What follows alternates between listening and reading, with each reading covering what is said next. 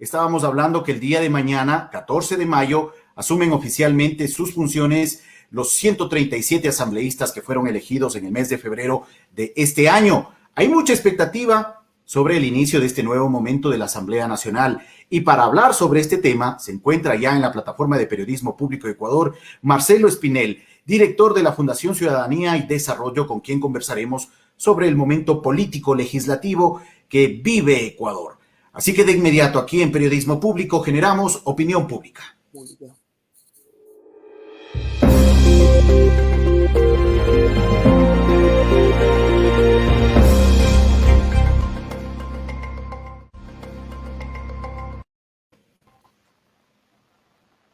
Perfecto, ahí está ya con nosotros Marcelo. Marcelo, muy buenas noches, bienvenido aquí a Periodismo Público a conversar. Sin duda el tema está pendiente ya para todos, la posición de la nueva asamblea y los acuerdos que se han dado en estas horas, ¿no? Para ver quién estará al frente del nuevo poder legislativo. ¿Qué tal? Muy buenas noches, Marcelo.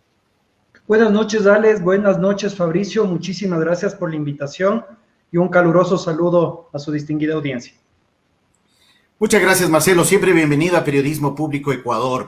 Bueno, antes de entrar a evaluar brevemente cómo deja la Asamblea Nacional los asambleístas que están hasta ahora en funciones, quisiera brevemente un comentario de tu parte sobre estos acuerdos de los que se está hablando en estas últimas horas entre distintas tiendas políticas. Se habla de un acuerdo entre UNES con el Partido Social Cristiano y Creo para la designación del presidente, vicepresidente, vicepresidencias de la Asamblea Nacional a cambio de la conformación de una comisión de la verdad que pueda analizar y revisar estos procesos judiciales que se llevaron a cabo años atrás o en el pasado sobre ex colaboradores del gobierno de Rafael Correa. ¿Qué opinión le merece a Marcelo Espinel?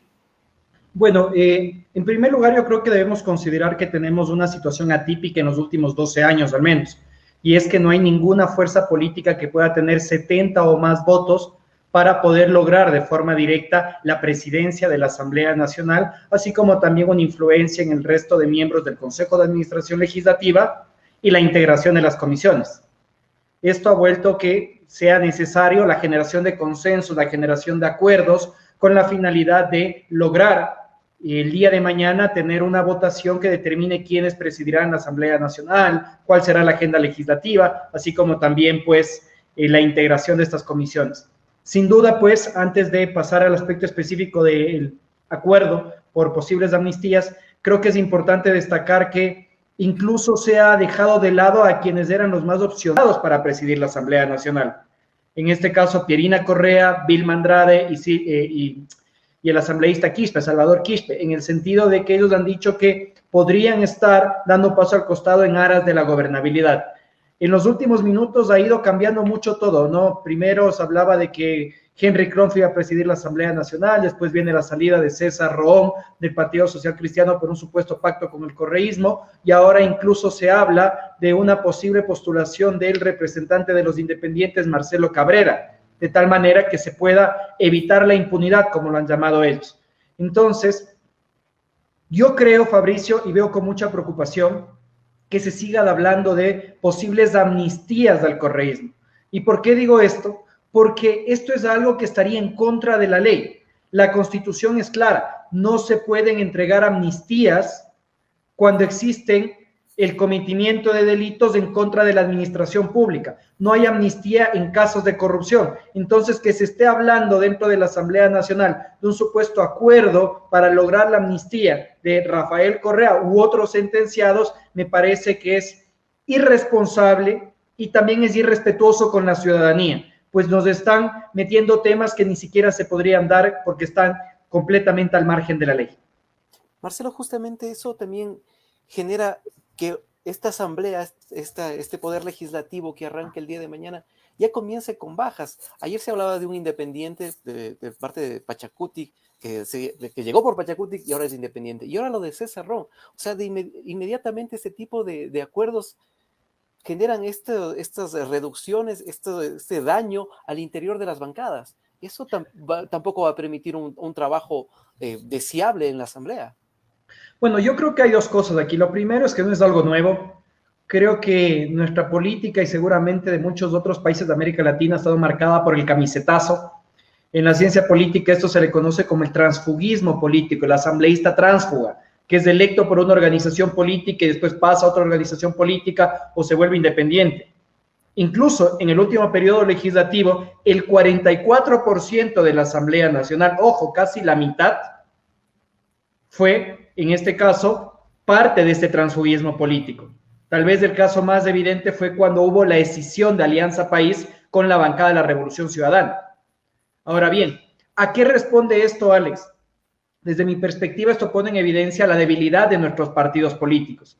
Si es que nosotros tuviéramos partidos políticos fuertes, con estructuras adecuadas y no partidos caudillistas, no tendríamos asambleístas que tengan que salirse aún ni siquiera iniciado el camino, ni siquiera te puedes ir a la mitad del camino.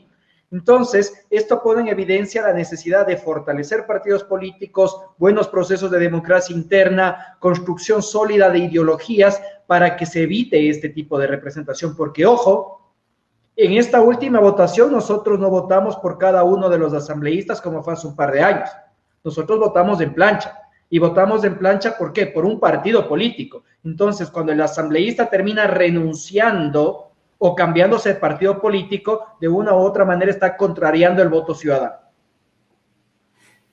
Marcelo, esta decisión o estos acercamientos que se están dando entre UNES, entre CREO, entre Partido Social Cristiano, la posibilidad de que Henry Kronfle ocupe la presidencia, ahora se habla de Marcelo Cabrera, el asambleísta electo Salvador Quispe también ha dicho, bueno, si es que mi no presencia eventual para la presidencia permite un mejor ambiente de tranquilidad política, desisto de ir a la presidencia.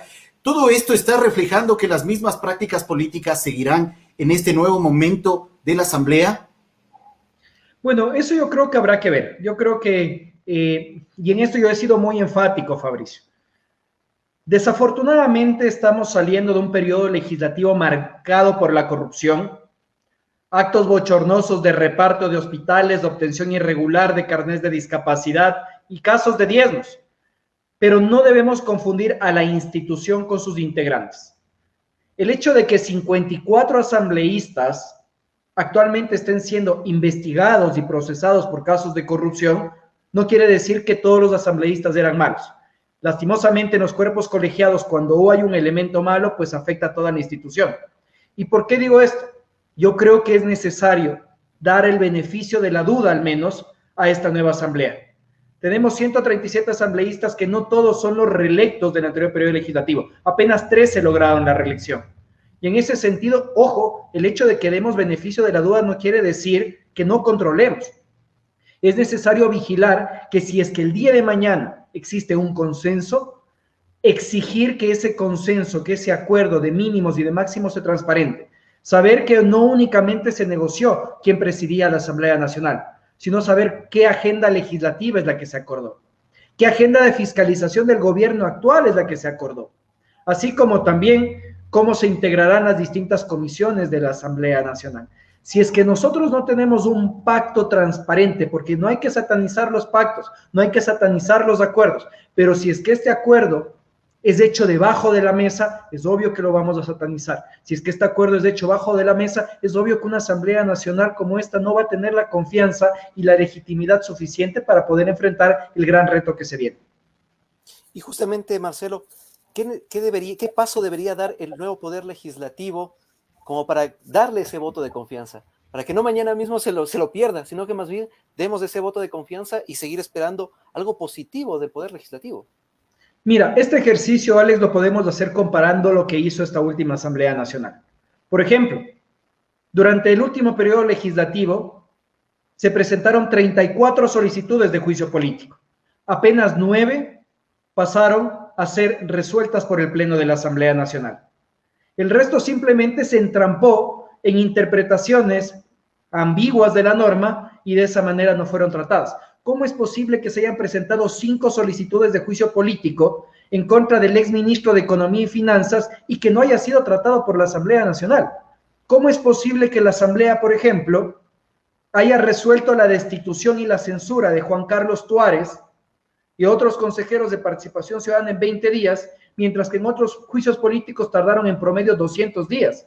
O finalmente, que cuando se dio la censura de Carlos Polit, Carlos Ochoa y Juan Carlos Ceballos, se la dio cuando ellos o habían renunciado o habían fugado del país. Entonces, ¿qué es lo que queremos los ecuatorianos? Una fiscalización oportuna, pero también realizada de forma responsable. Y con responsable me refiero a que no sea un show mediático, sin intereses electorales de por medio y sin la finalidad de entorpecer el trabajo de otras funciones del Estado. Ahí tienes el primer reto de esta Asamblea Nacional. El segundo reto en materia de legislación. Hay que sacarse de la cabeza que mientras más leyes se aprueben, mejor es la Asamblea Nacional. Yo veo ya con pavor la velocidad con la que en esta última semana la Asamblea está aprobando leyes. Incluso les dejo un dato interesante, amigos. La Asamblea Nacional ha aprobado un total de 78 leyes hasta el día de hoy. 3 leyes más que el periodo legislativo anterior. Pero ¿qué es lo curioso? En 3 años de trabajo presencial se aprobaron 32 leyes. Y resulta que en un año de trabajo virtual se aprueban 46 leyes. Entonces, ¿qué? ¿La Asamblea es más eficiente trabajando desde casa? ¿O simplemente les agarró el apuro para no quedar mal en relación a anteriores periodos legislativos y la calidad se dejó de lado? Y evidencia de esto es esta ley de violencia digital aprobada la semana pasada, en la cual la misma Asamblea tuvo que reconsiderar la votación porque estuvo mal hecha. Entonces, siguiente reto para la Asamblea Nacional, olvidarnos de la cantidad, pensar en la calidad de las leyes y que respondan realmente a esta situación tan complicada que estamos atravesando, que es enfrentar la crisis económica causada por el COVID y la plena garantía de los derechos de salud y educación que se han visto mermados más aún en esta situación de crisis. Bueno, interesante reflexión la que nos comparte Marcelo Espinel sobre este rol que ha cumplido la Asamblea Nacional durante este último año. No ha habido fiscalización, prácticamente nula fiscalización. Ha estado manchada por el tema de los diezmos, de los carnets de discapacidad que mencionaba Marcelo, el tema de la corrupción, el reparto de hospitales y demás. En esta medida, ¿cuánto aportó realmente la Asamblea que se va?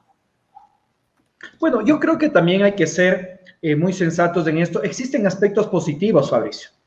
Y aspectos positivos podemos mencionarlos como, por ejemplo, se aprobó un código orgánico de la salud que fue debatido durante 8 años y que tenía temas controversiales, que no todos los parlamentos del mundo se atreven a hablar sobre despenalización del aborto, sobre el uso de cannabis con fines medicinales, y aprobó este tema en la Asamblea Nacional. ¿Cuál fue el problema acá?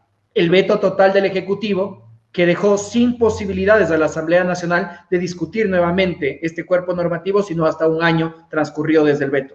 Otro aspecto positivo, se reformó la ley orgánica de la función legislativa, precisamente corrigiendo 2 errores, y que fueron a los que me acabé de referir. Ahora los juicios políticos no podrán tardar más de 45 días y tienen que ser resueltos por el Pleno de la Asamblea Nacional, ya no por las comisiones que decidían simplemente archivar los procesos de juicio político. Asimismo, se implementó un sistema de evaluación y seguimiento a las leyes, con la finalidad de que no se quede la Asamblea únicamente en este rol de aprobamos leyes y no sabemos si funcionaron o no funcionaron. Ahora de forma permanente se evaluará la efectividad de estas leyes y también si están en armonía con la Agenda de Desarrollo 2030 y los Objetivos de Desarrollo Sostenible. Y finalmente, algo que también creo que es relevante mencionarlo, Fabricio y Alex, es que la Asamblea de Ecuador fue la primera en la región en reiniciar actividades apenas inició la pandemia. Mientras que hubo los congresos de Argentina, de Colombia, que tardaron 3 meses en retomar actividades, en Ecuador se lo hizo de inmediato. Y eso creo que es algo digno de destacar, pero también verlo como una oportunidad. ¿Por qué no pensar en una Asamblea Nacional que en el futuro tenga un sistema híbrido, que no todas las sesiones se las realice de forma presencial, sino que se utilicen medios telemáticos para que los asambleístas estén en territorio, estén en contacto con la ciudadanía y que de esta manera logremos leyes que puedan tener una mayor cantidad de perspectivas? Y esto, al menos al último año, también redujo el presupuesto que utilizó el Poder Legislativo, este tema telemático que se utilizó en la última etapa de este periodo que termina. Bueno, el asambleísta Litardo, presidente de la Asamblea Nacional, ha hablado de un ahorro de $5 millones, algo que sin duda es positivo dentro de un contexto de crisis. Yo creo que el ahorro no implica únicamente el hecho de que ya no se están utilizando las instalaciones de la Asamblea Nacional, sino que también recordemos que hay un monto del presupuesto que se destina para algo en lo que yo personalmente no estoy de acuerdo, que siempre me voy a quejar, y es los bonos de vivienda que reciben los asambleístas y los asesores del rango jerárquico 1, así como también estos tickets aéreos para su movilización. Yo no he escuchado en otra función del Estado que si es que, por ejemplo, un ministro contrata un asesor de Guayaquil, este asesor de Guayaquil, por trasladarse a Quito, recibe un bono de vivienda. Entonces, pensemos en que, ojo, el presupuesto general de la Asamblea Nacional es el más bajo de todas las funciones del Estado. En 4 años fue de 176 millones de dólares. Y no pensemos en que si esto es mucho o es poco, pero sí pensemos cómo se puede optimizar, en dónde se pueden hacer reducciones en el gasto y en dónde se debe, tal vez, invertir más. Porque hay muchas cosas que nosotros, por ejemplo, como Observatorio Legislativo, vemos de la Asamblea Nacional y que ni siquiera la misma Asamblea lo comunica. ¿Cómo esperamos que la gente tenga una buena imagen de la Asamblea Nacional si ni siquiera ellos están comunicando lo bueno que hacen?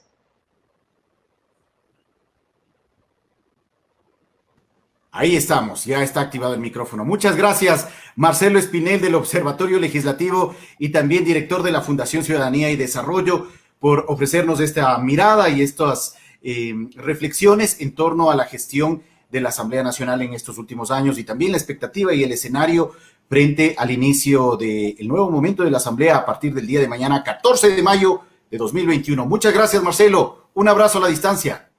Siempre un gusto, Fabricio y Alex. Que pasen muy bien. Buena noche. Eso es muy bien, Marcelo.